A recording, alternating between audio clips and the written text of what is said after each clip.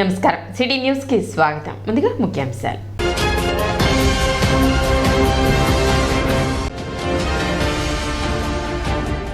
ఈ నెల 20వ తేదీన విశాఖపట్నంలో జరిగే యోగళం పాదయాత్ర ముగింపు సభను జయప్రదం చేయాలి.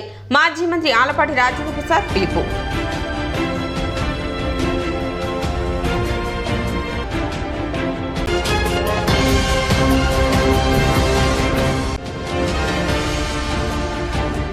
కొనసాగుతున్న అంగన్వాడీల నిరవధిక సమ్మె, సమస్యలు పరిష్కరించాలని డిమాండ్.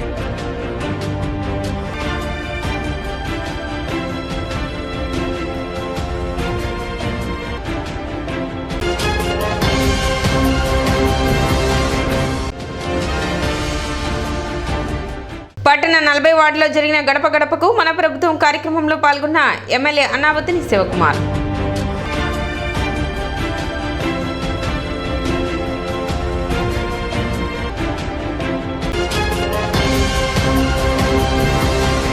పట్టణ పరిశుభ్రతకు ప్రతి ఒక్కరూ సహకరించాలని మున్సిపల్ చైర్పర్సన్ తాడిపోయిన రాధిక తెలిపారు. వార్డు పర్యటనలో భాగంగా గురువారం పట్టణ 29వ వార్డులో ఆమె పర్యటించారు. ఈ సందర్భంగా ఆమె మాట్లాడుతూ వార్డులో 2వ రోజు పర్యటించడం జరుగుతుందని, ఈ ప్రాంతంలో చిన్న చిన్న స్టీల్ పరిశ్రమలు ఉండటం వలన వాటి నుండి వచ్చే వ్యర్థాల కారణంగా శానిటేషన్ సమస్య ఎక్కువగా ఉంటుందని, వ్యర్థాలను కాలువలలో పడివేయకుండా చూడాలని పరిశ్రమల యజమానులకు సూచించినట్లు వెల్లడించారు. అదేవిధంగా శానిటేషన్ సిబ్బంది కొరత కారణంగా కొంతమేర సమస్య ఏర్పడుతుందని, త్వరలోనే ఆ సమస్యను కూడా అధిగమించడం జరుగుతుందని చైర్పర్సన్ తాడిపోయిన రాధిక తెలిపారు. పట్టణ పరిశుభ్రతకు ప్రజలందరూ సహకరించాలని ఆమె విజ్ఞప్తి చేశారు. కార్యక్రమంలో వైసీపీ నాయకులు, పురపాలక సంఘ సిబ్బంది పాల్గొన్నారు.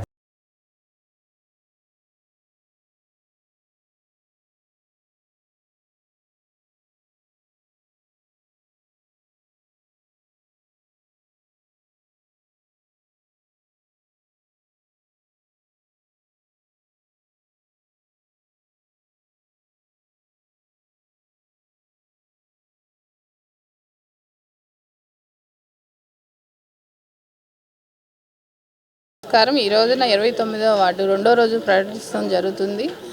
అందులో భాగంగా ఇక్కడికి వచ్చేసి శానిటేషన్ అనేది చాలా కొంచెం దారుణంగా ఉంది. చిన్న చిన్న వ్యాపారస్తులు, స్టీల్ వ్యాపారం చేసుకునే వాళ్ళు ఈ కాలువలు అవన్నీ బండలు అలా అడ్డం పెడతానా పూడిక అనేది లేకుండా వాటర్ కూడా చాలా నిలవటం, ప్రజలందరూ పక్కన వాళ్ళు చూడటం ఏంటంటే వాటి వల్ల ఆగిపోయి దోమలు ఈ బాగా ఉన్నాయి. మా పిల్లల ఆరోగ్యం పాడవుతుందమ్మా, కొంచెం దాని మీద కొంచెం యాక్షన్ తీసుకోమని చెప్పడం జరిగింది. దానిలో భాగంగానే వాళ్ళకి మేము చెప్పాము, వాళ్ళు వెంటనే స్పందించి దాన్ని మెరుగుపరిచారు. అలానే మేము ఈ కాలువ స్కిల్ట్ అనేది 29వ వార్డులో 2వ రోజుగా పర్యటన చేయడం జరుగుతుంది. ఈ వార్డులో మరి చిన్న చిన్న వ్యాపారస్తులు అంటే స్టీల్ పని చేసుకునే స్టీల్ కొట్లు కానీ అవి కానీ డ్రైన్ మీద పెట్టి భయంకరంగా వాటర్ లేక స్కిల్ట్ పెరిగిపోయి అందరూ ఘోరాది ఘోరంగా ఉంది. పబ్లిక్ మొత్తం కొంచెం ఈ వార్డులో కొంచెం గొడవగా ఉంది. ఇది కాకపోతే ఇక శానిటరీ వర్కర్ తక్కువ ఉన్నారని చెప్తాం జరుగుతుంది. దాన్ని వెంటనే అన్ని తొలగించి క్లియర్ చేయడం జరుగుతుంది. ఇప్పుడు నీ వాటర్ బాగా ఫ్లో అవుతుంది. కాకపోతే ఏంటంటే చిన్న చిన్న వ్యాపారస్తులు కూడా కొంచెం గమనించండి. దాంట్లో అన్ని కవర్లు కానీ అవి కానీ ఇష్టం వచ్చిన వేస్తున్నారు. అవి ముందు తగ్గించి మీరు కూడా మీ పరిసర.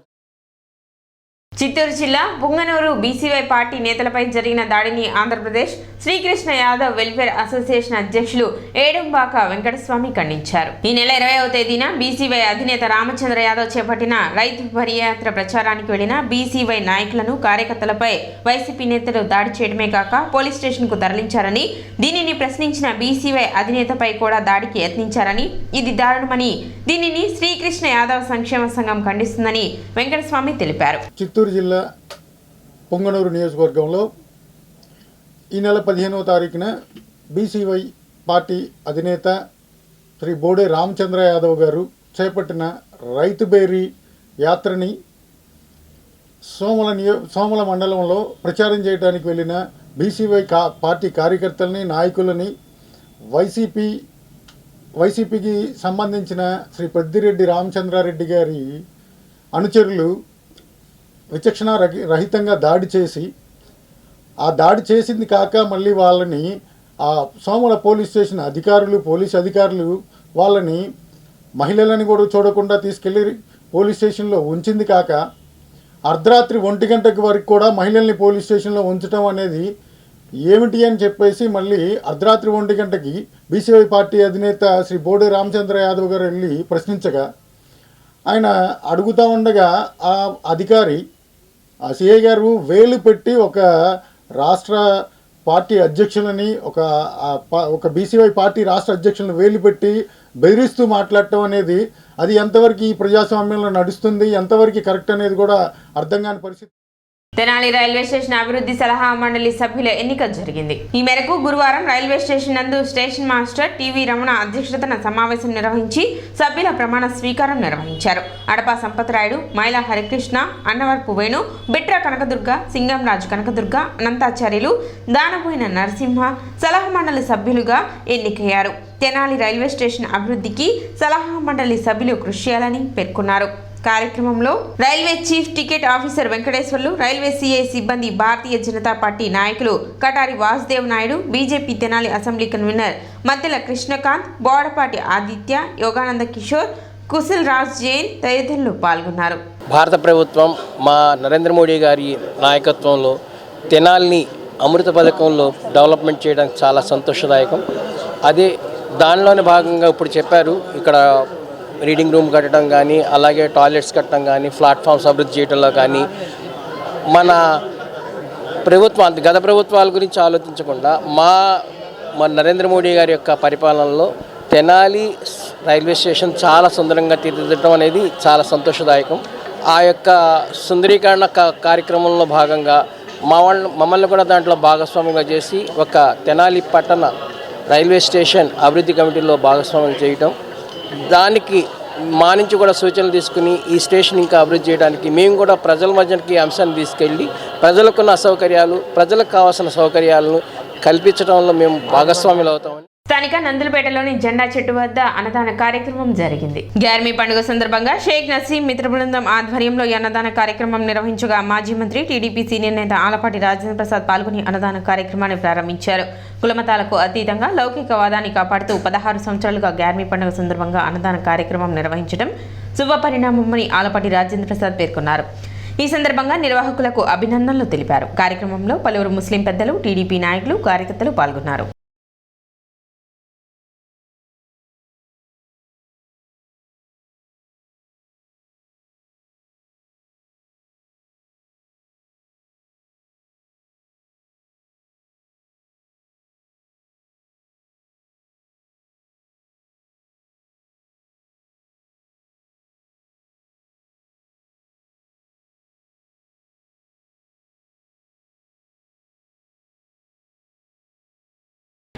ఎందుకంటే కుల మతాలకు అతీతంగా అందరూ కూడా లౌకికవాదాన్ని కాపాడుతూ అన్ని వర్గాలని, అన్ని మతాలని కూడా ఈ కార్యక్రమానికి ఆహ్వానించడం, మరి ముఖ్యంగా ఈ కార్యక్రమానికి ప్రతి సంవత్సరం కూడా నాకు ప్రత్యేకమైన ఆహ్వానం, గౌరవం ఇచ్చే ఈ పెద్దలందరికీ కూడా నా హృదయపూర్వకమైనటువంటి ధన్యవాదాలు తెలుపుకుంటూ, ఇలాంటి అన్నదాన కార్యక్రమాలు అన్ని దానాల కంటే కూడా అన్నదానం చాలా గొప్పది.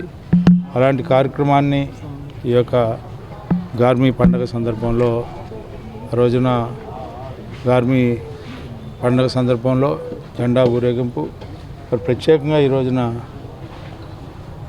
ఈ యొక్క అన్నదాన కార్యక్రమాన్ని నిర్వహిస్తున్నటువంటి నిర్వాహకులందరికీ కూడా పేరు పేరున నా హృదయపూర్వకమైనటువంటి ధన్యవాదాలు.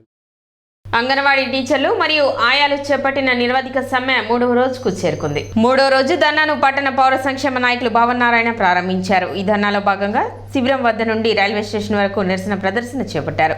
పోరాటాల ద్వారానే హక్కులను సాధించుకోగలుగుతామని, పాలక పార్టీలపై భ్రమలు తొలగించుకోవాలని నాయకులు పేర్కొన్నారు. ముఖ్యమంత్రి ఇచ్చిన హామీలను నిలబెట్టుకోవాలని, అణచివేత చర్యలకు పూనుకోవడం సరికాదన్నారు. అంగన్వాడీల న్యాయబద్ధమైన డిమాండ్లను పరిష్కరించాలని వారు డిమాండ్ చేశారు. డాల్మిల్ ముఠా కార్మిక సంఘం ప్రధాన కార్యదర్శి జి వెంకట సుబ్బయ్య, ప్రజాస్వామ్య పరిరక్షణ ఐక్యవేదిక నాయకులు R Sivakrishna, B Brahmanandareddy, Buddhist society రాష్ట్ర కార్యదర్శి వై అశోక్ తమ సంఘీభావం తెలుపగా, యూనియన్ గౌరవ అధ్యక్షులు షేక్ హుస్సేన్ వలి, జిల్లా ప్రెసిడెంట్ ఏవిఎన్ కుమారి, పి పావని, అనురాధ, కె జ్యోతి, రమాదేవి, పుష్ప, చంద్రకళ, హైమావతి, ఎలిజబెత్ రాణి తదితరులు పాల్గొన్నారు.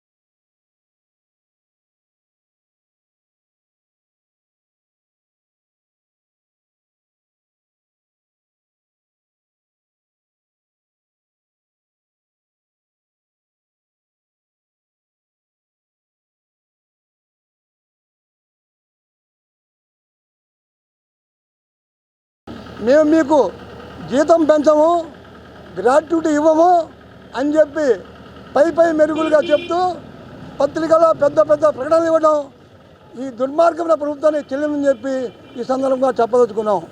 పైగా ఉద్యోగాలు మీరు చేయకపోతే మీ సెంటర్లు పగలగొడతాం, స్వాధీనం చేసుకుంటాం, మీ ఉద్యోగాలు తీసేస్తాం అని బెదిరింపులకు దిగడం అనేది మరి ఇది ప్రజాస్వామ్య ప్రభుత్వమా, నిరంకుశ ప్రభుత్వమా, రాక్షస ప్రభుత్వమా అని ఆలోచించాల్సిన అవసరం కూడా ఏర్పడింది.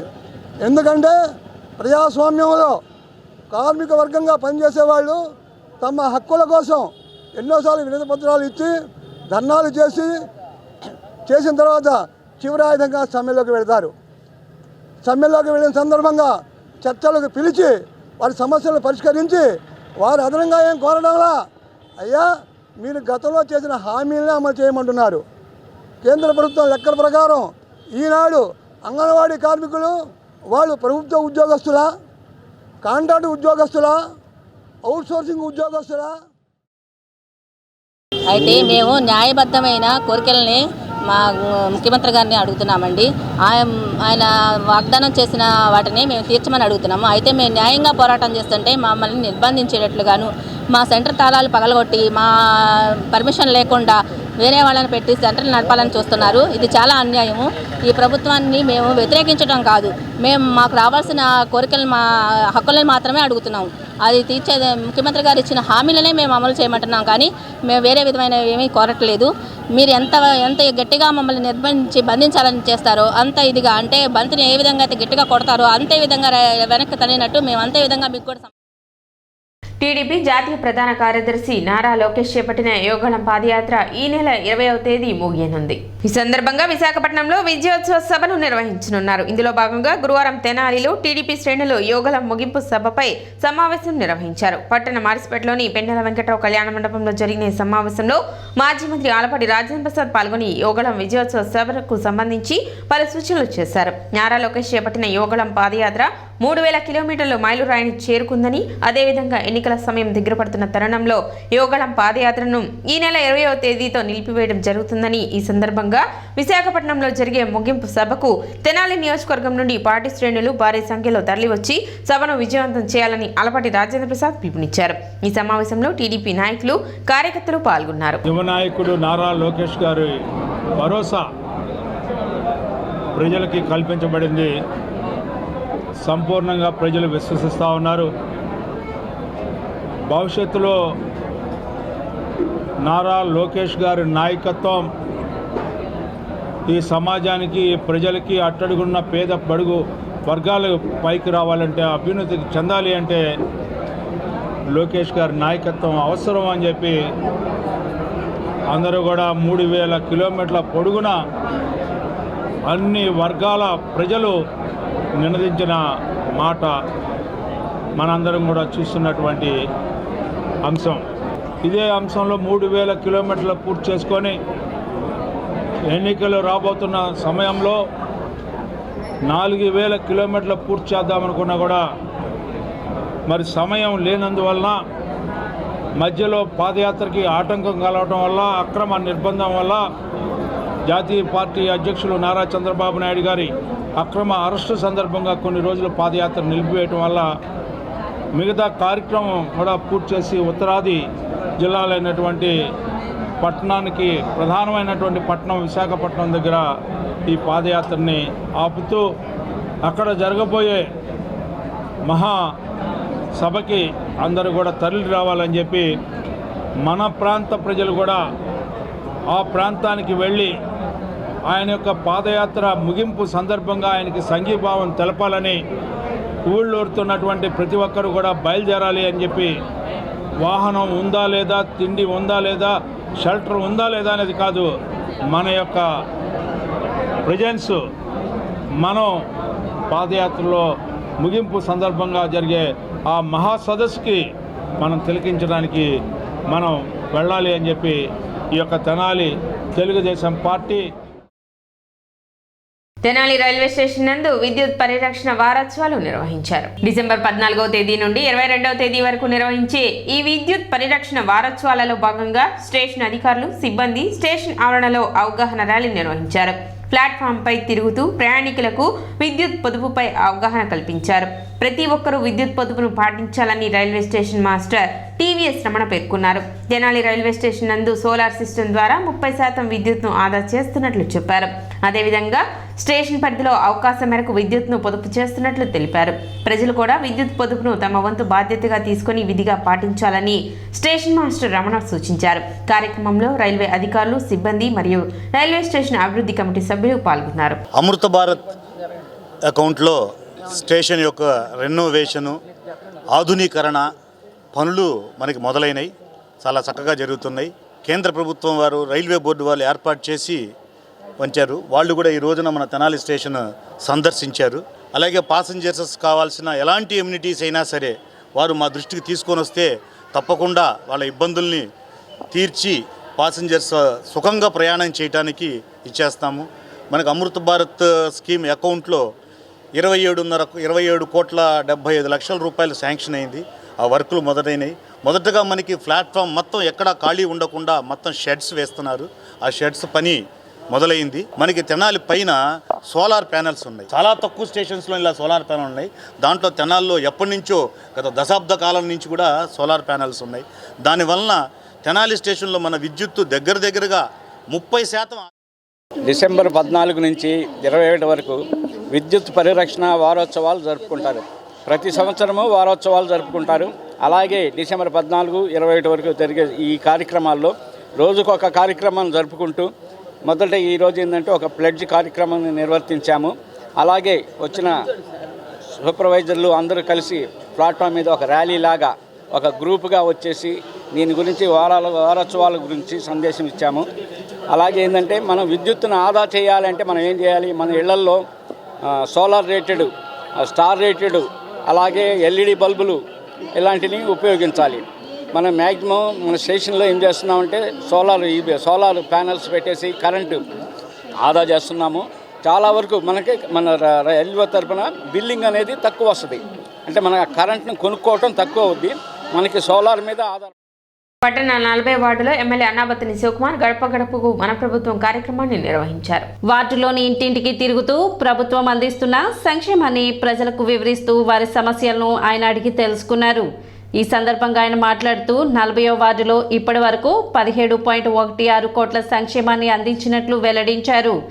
40వ వార్డులో నిరుపేదలు ఎక్కువగా నివసిస్తుంటారని, అదేవిధంగా ఈ వార్డులో రోడ్లు ఎక్కువగా ఉంటాయని వాటిని ఆధునీకరించేందుకు చర్యలు తీసుకుంటామని ఆయన తెలిపారు. గడప గడపకు మన ప్రభుత్వ కార్యక్రమం ద్వారా ప్రజల నుండి వచ్చిన సమస్యలను సత్వరమే పరిష్కరిస్తామని ఎమ్మెల్యే అన్నాబత్తిని శివకుమార్ వెల్లడించారు. రానున్న రోజుల్లో సంక్షేమ పథకాలు ఇదే విధంగా కొనసాగాలంటే వచ్చే ఎన్నికల్లో వైసీపీని గెలిపించాలని ఆయన కోరారు. కార్యక్రమంలో వైసీపీ నాయకులు, కార్యకర్తలు పాల్గొన్నారు.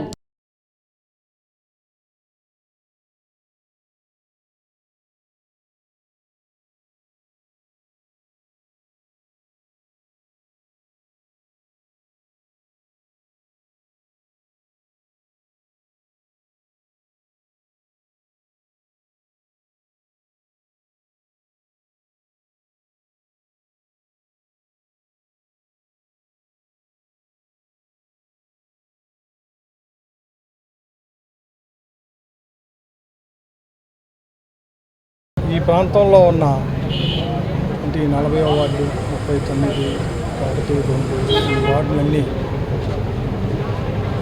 ఈ ప్రాంతంలో సంక్షేమాన్ని ప్లస్ ఈ ప్రాంతంలో ఉన్న ప్రజల అవసరాలని తీర్చాలన్న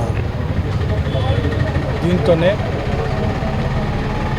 ఈ రాష్ట్ర ముఖ్యమంత్రి జగన్మోహన్ రెడ్డి గారు ప్రభుత్వం ద్వారా కల్పిస్తున్న సంక్షేమం వార్డులో అర్హత ఉన్న ప్రతి ఇంటికి ఇచ్చారు.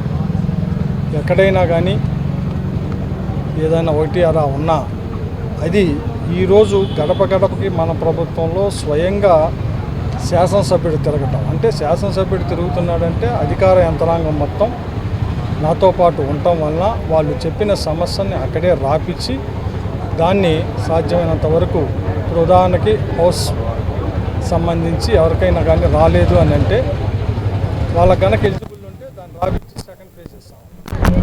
అలాగే ఫంక్షన్, ఎందుకంటే ఇప్పుడు ఉదాహరణకి ఈ వార్డునే తీసుకుందాం, ఈ 40వ వార్డు. ఈ వార్డులో 409 కుటుంబాలకి 1వ తారీఖు ఫంక్షన్ ఇస్తాం. ఈ వార్డులో సుమారు 409 కుటుంబాలు. అట్లాగే అమ్మఒడి, సుమారు అమ్మఒడి దగ్గర 381 కుటుంబాలకి అమ్మఒడి ఇస్తామంట. అలాగే 651 కుటుంబాల్లో సంఘాలకి అక్కా చెల్లెళ్ళకి ఆసరా ఇచ్చాం. ఒక్క అమ్మఒడికే ఈ వార్డులో 1,14,00,000 ఒక్క అమ్మఒడికే ఈ వార్డులో ఉన్న అక్కా చెల్లి అకౌంట్లో వేసాం. అలాగే డ్వాక్రా గ్రూపుల కింద ఇప్పటికి 97,37,645 రూపాయలు వేసాం ఈ వార్డులో. అలాగే ఫంక్షన్కి వచ్చేవరికి ఇప్పటికి 409 మందికి 2,79,41,769 రూపాయలని పెన్షన్ ద్వారా వేసాం. అంటే ఇదంతా ప్రజలు కూడా ఈరోజు నేను అమ్మాయి అందరం తిరుగుతున్నప్పుడు ఏం చెబుతున్నారు, మన ప్రభుత్వం వచ్చినాక సంక్షేమం బాగుంది, ప్రతి ఇంట్లో పేదవాడు ఎంతో కొంత వాళ్ళ అవసరాలు తీరుతూ ఉంది. ఇక ఈ వార్డుకు సంబంధించి మౌలిక సదుపాయాలు కలుగజేసే దాంట్లో మాత్రం ప్రజలు, ఎందుకంటే ప్రధానంగా ఈ బాగా ఇరుకు సందులు, ఈ ఇరుకు సందుల మూలాన ఎక్కువగా పేదరికంలో ఉండేవాళ్ళు నివసించటం మూలాన వీటిని డెఫినెట్గా బాగా ఆధునీకరించాల్సిన బాధ్యత ఉందని మేము భావించాం. దానికి తగ్గట్టే రాబోయే రోజుల్లో దీన్ని ప్రణాళికాబద్ధంగా అభివృద్ధి చేయాలి. ఇప్పుడు మరి ఈ 40వ వార్డులో 17,16,14,535 రూపాయలు మరి మన జనగణన ప్రవేశపెట్టిన పథకాల ద్వారా ప్రతి ఒక్కరికి లబ్ధిదారులందరికీ వారి వారి అకౌంట్లో పడుతున్నాయి. అంతేకాదు మా వార్డులో ఇప్పుడు ఇది 3వ రోజు తిరుగుతున్నాము. ఈ వార్డులో ముఖ్యమైన సమస్య ఏంటంటే శానిటేషన్ సమస్య ఎక్కువగా ఉంది. మరి డ్రైన్లు కానీ మరి రోడ్లు కానీ ఎక్కువ ప్రజలు అడుగుతున్నారు. మరి ఈ డ్రైన్లు సిబ్బంది తక్కువగా ఉండటం వల్ల మరి శానిటేషన్ ప్రాబ్లం అనేది మాకు ఎక్కువగా ఉంది ఈ వార్డులో. మరి మన ఎమ్మెల్యే గారు, చైర్మన్ గారు మరి ఈ యొక్క సమస్యను గుర్తించి మరి శానిటేషన్ వాళ్ళని మాకు ఇంప్రూవ్మెంట్ చేస్తే బాగుంటుంది. వార్డులో కూడా ఎలాంటి అంగన్వాడీల న్యాయమైన డిమాండ్లు పరిష్కరించాలని యూటీఎఫ్ జిల్లా సెక్రటరీ కుర్రా కేదార్నాథ్ తెలిపారు. ఈ రోజు కొల్లిపర మెయిన్ రోడ్డుపై నిరవధిక సమ్మెలో పాల్గొని నిరసన దీక్ష చేస్తున్న అంగన్వాడీ కార్యకర్తలు, ఆయాలకు మండల యూటీఎఫ్ తరపున యూటీఎఫ్ నాయకులు ధర్నా శిబిరానికి వచ్చి సంఘీభావం తెలిపారు. కార్యక్రమంలో యూటీఎఫ్ జిల్లా సెక్రటరీ కుర్రా కేదార్నాథ్, మండల యూటీఎఫ్ గౌరవాధ్యక్షుడు రామకృష్ణ ప్రసాద్, అధ్యక్షుడు పి శివశంకర్, మండల ప్రధాన కార్యదర్శి కాళేశవళి, సీనియర్ నాయకులు చింతయ్య, సుగుణకుమారి, మృత్యుంజయరావు, భూపతి నాయుడు, వరప్రతాప్, కుమార్, షేక్ సత్తార్ తదితరులు సందర్శించారు. సిఐటియు నాయకులు సాంబిరెడ్డి ప్రసంగించారు.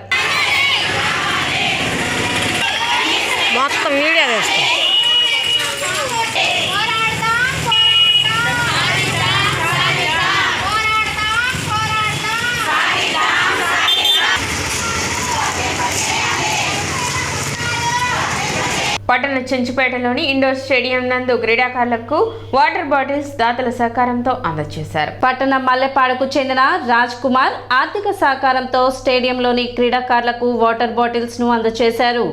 కార్యక్రమంలో సునీల్, కోచ్ నాగరాజు మరియు క్రీడాకారులు పాల్గొన్నారు.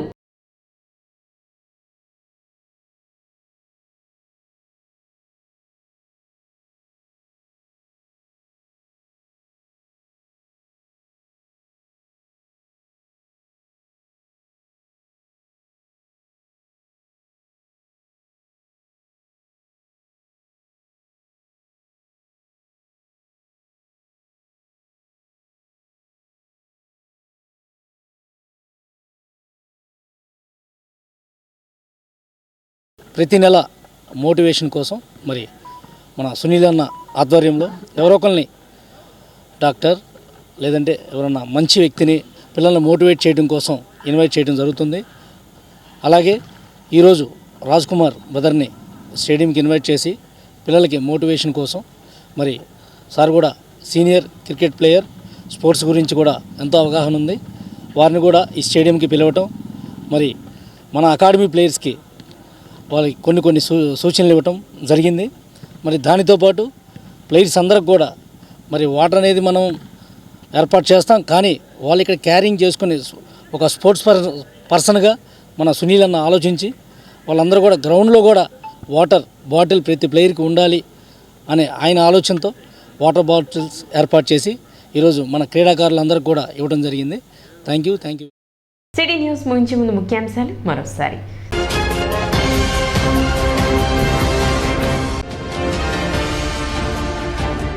ఈ నెల 20వ తేదీన విశాఖపట్నంలో జరిగే యోగళం పాదయాత్ర ముగింపు సభను జయప్రదం చేయాలి. మాజీ మంత్రి ఆలపాటి రాజేంద్ర ప్రసాద్ పిలుపు.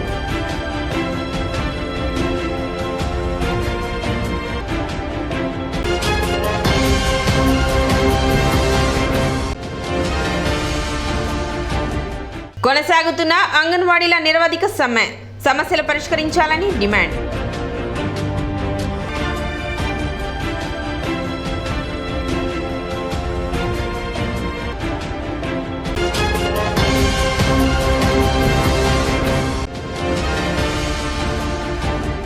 పట్టణ 40 వార్డులో జరిగిన గడప గడపకు మన ప్రభుత్వం కార్యక్రమంలో పాల్గొన్న ఎమ్మెల్యే అన్నావతిని శివకుమార్.